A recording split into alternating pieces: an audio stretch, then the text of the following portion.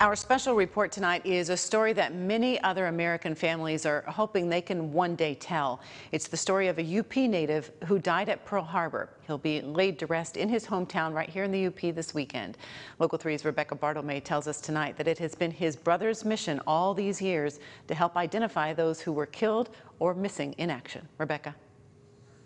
Ontonagon native Lowell Valley was a Navy fireman second class when he was killed at Pearl Harbor December 7, 1941.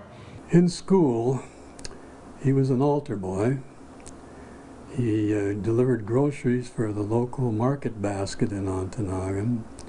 He was on the high school track team. He was a high hurdler.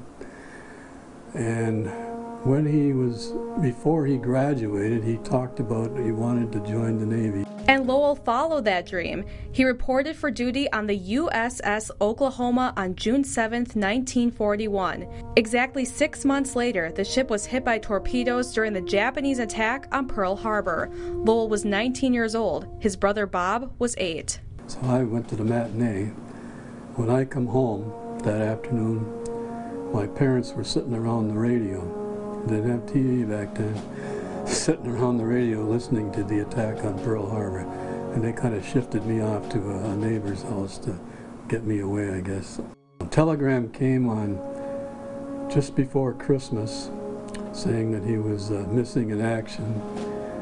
The final telegram came on my birthday, February 20th, 1942, saying that he had lost his life. Lowell was one of 429 sailors and Marines killed on the USS Oklahoma. 35 were identified. The other 394 became missing in action or unknowns. The ship stayed in the water until 1943. At that time, they took remains off of the ship, buried the remains in 2 naval cemeteries in Honolulu. Then in 1949, when they created the Punch Bowl, which is the National Memorial Cemetery of the Pacific, at that time they disinterred the graves of the remains in the 2 naval cemeteries, transferred them to the Punch Bowl.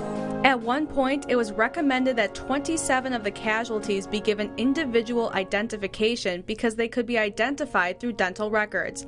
But that didn't happen, and they were buried as unknowns. In 2002, we discovered this, about those 27 that were actually identified once and were buried in the Punch Bowl. So then we started trying to get those 27 re-identified. After 5 years, no identifications were made, and that's when Bob got more involved.